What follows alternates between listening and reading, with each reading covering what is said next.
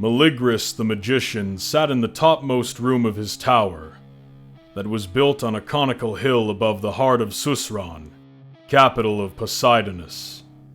Wrought of a dark stone mined from deep in the earth, perdurable and hard as the fabled adamant, this tower loomed above all others, and flung its shadow far on the roofs and domes of the city, even as the sinister power of Meleagris had thrown its darkness on the minds of men.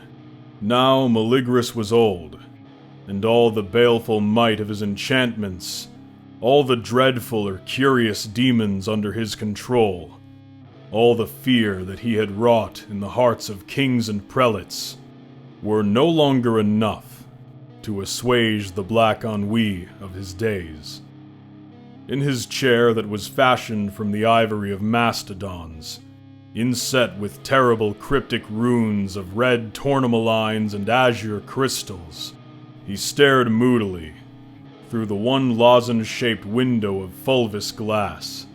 His white eyebrows were contracted to a single line on the umber parchment of his face, and beneath them his eyes were cold and green as the ice of ancient flows.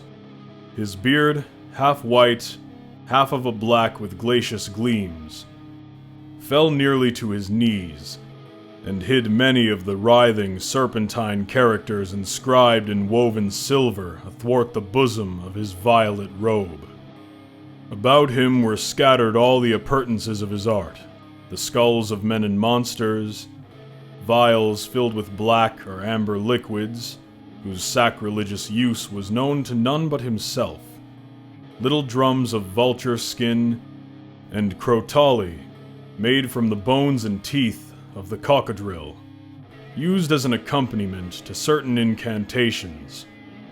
The mosaic floor was partly covered with the skins of enormous black and silver apes, and above the door there hung the head of a unicorn, in which dwelt the familiar demon of Meleagris, in the form of a coral viper, with pale green belly and ashen mottlings. Books were piled everywhere, ancient volumes bound in serpent skin, with verdigris-eaten clasps, that held the frightful lore of Atlantis, the pentacles that have power upon the demons of the earth and the moon, the spells that transmute or disintegrate the elements, and runes from a lost language of Hyperborea, which, when uttered aloud, were more deadly than poison, or more potent than any philter. But, though these things and the power they held or symbolized were the terror of the peoples and the envy of all rival magicians, the thoughts of Meleagris were dark with immitigable melancholy, and weariness filled his heart as ashes fill the hearth where a great fire has died. Immovable he sat, implacable he mused, while the sun of afternoon declining on the city and on the sea that was beyond the city, smote with autumnal rays through the window of greenish-yellow glass, and touched his shrunken hands with its phantom gold, and fired the bale's rubies of his rings, till they burned like demonian eyes. But in his musings there was neither light nor fire, and turning from the grayness of the present, from the darkness that seemed to close in so imminently upon the future, he groped among the shadows of memory, even as a blind man who has lost the sun and seeks it everywhere in vain, and all the vistas of time that had been so full of gold and splendor, the days of triumph that were colored like a soaring flame, the crimson and purple of the rich imperial years of his prime.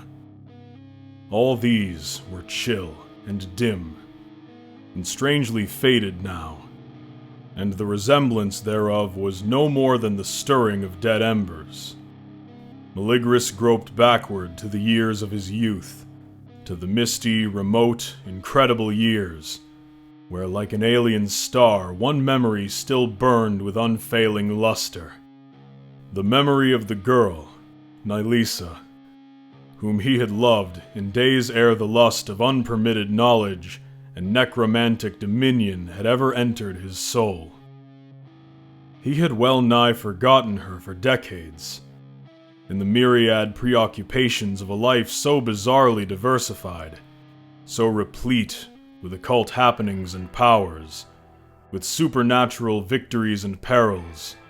But now, at the mere thought of this slender and innocent girl, who had loved him so dearly when he was too young and slim and guileless, and who had died of a sudden mysterious fever on the very eve of their marriage day, the mummy-like ember of his cheeks took on a phantom flush, and deep down in the icy orbs was a sparkle like a gleam of mortuary tapers. In his dreams arose the irretrievable sons of youth, and he saw the myrtle-shaped valley of Meros, and the stream of Zamander, by whose ever-verdant marge he had walked at eventide with Nylisa, seeing the birth of summer stars in the heavens, the stream, and the eyes of his beloved. Now, addressing the demonian viper that dwelt in the head of the unicorn, Meleagris spoke, with the low, monotonous intonation of one who thinks aloud. Viper, in the years before you came to dwell with me, and to make your abode in the head of the unicorn, I knew a girl who was lovely and frail as the orchids of the jungle, and who died as the orchids die. Viper, am I not Meleagris, in whom is centered the mystery of all occult lore, all forbidden dominations, with dominion over the spirits of earth and sea and air, over the solar and lunar demons, over the living and the dead? If I so desire, can I not call the girl Nylisa, in the very semblance of all her youth and beauty, and bring her forth from the never-changing shadows of the cryptic tomb, to stand before me in this chamber, in the evening rays of this autumnal sun? Yes, master, replied the viper, in a low but singularly penetrating hiss. You are Meleagris, and all sorceress or necromantic power is yours. All incantations and spells and pentacles are known to you. It is possible, if you so desire, to summon the girl Nylisa from her abode among the dead, and to behold her again as she was ere her loveliness had known the ravening kiss of the worm.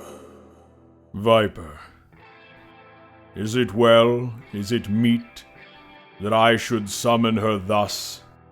Will there be nothing to lose, and nothing to regret? The viper seems to hesitate.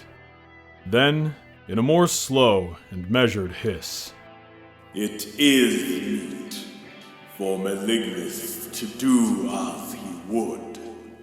Who, save Meleagris, can decide if a thing be well or ill? In other words, you will not advise me. The query was as much of a statement as a question, and the viper vouchsafed no further utterance. Meleagris brooded for a while, with his chin on his knotted hands. Then he arose, with a long unwonted celerity and sureness of movement that belied his wrinkles, and gathered together from different coigns of the chamber, from ebony shelves, from caskets with locks of gold or brass or electrum, the sundry appurtenances that were needful for his magic. He drew on the floor the requisite circles, and standing within the centermost, he lit the thurimbals that contained the prescribed incense, and read aloud from a long, narrow scroll of gray vellum the purple and vermilion runes of the ritual that summons the departed. The fumes of the censers, blue, white, and violet, arose in thick clouds and speedily filled the room with ever-writhing, interchanging columns, among which the sunlight disappeared, and was succeeded by a wan, unearthly glow, pale as the light of moons that ascend from Lethe, with preternatural slowness, with unhuman solemnity.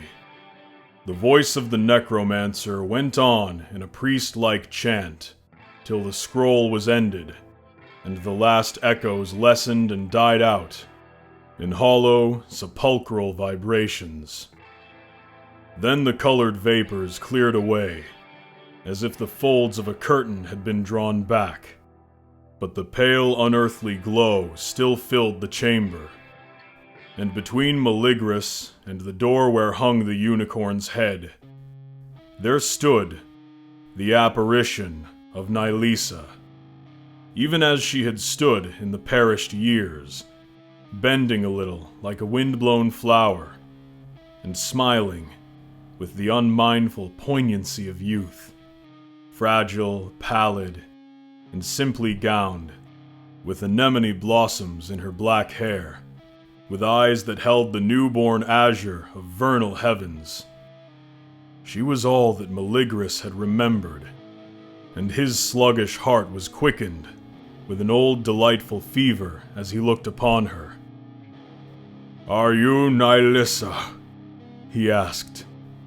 "The Nylisa whom I loved in the myrtle-shaded valley of Miros, in the golden-hearted days that have gone with all the dead eons to the timeless gulf?" "Yes, I am Nylisa." Her voice was the simple and rippling silver of the voice that had echoed so long in his memory. But somehow, as he gazed and listened, there grew a tiny doubt. A doubt no less absurd than intolerable, but nevertheless insistent. Was this altogether the same Nylisa he had known? Was there not some elusive change, too subtle to be named or defined? Had time and the grave not taken something away? An innominable thing that his magic had not wholly restored? Were the eyes as tender? Was the black hair as lustrous? The form as slim and supple as those of the girl he recalled? He could not be sure, and the growing doubt was succeeded by a leaden dismay, by a grim despondency that choked his heart as with ashes. His scrutiny became searching and exigent and cruel, and momentarily the phantom was less and less the perfect semblance of Nylisa.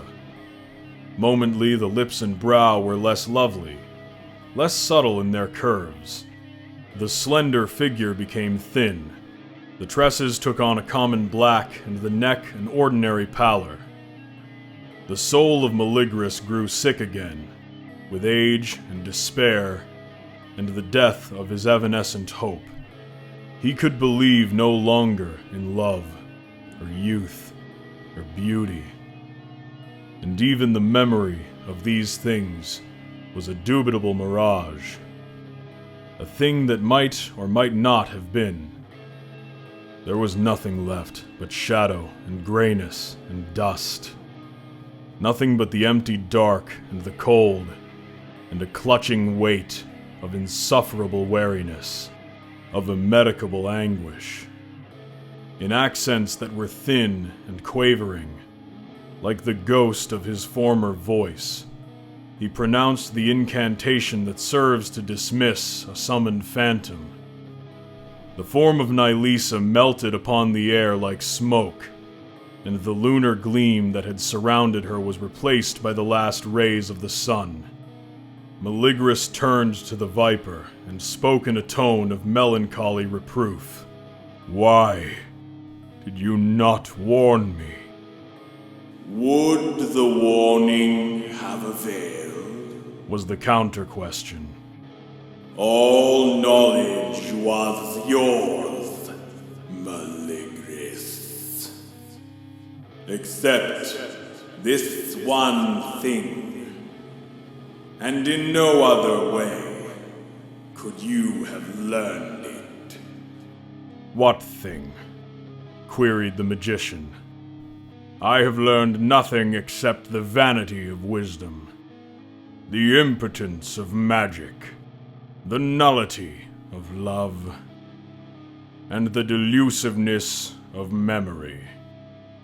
Tell me, why could I not recall to life the same Nilisa whom I knew, or thought I knew? It was indeed Nilisa, whom you summoned and saw, replied the Viper. Your necromancy was potent up to this point, but no necromantic spell could recall for you your own lost youth, or the fervent and guileless heart that loved Nilisa, or the ardent eyes that beheld her then. This, my master, was the one thing you had to learn.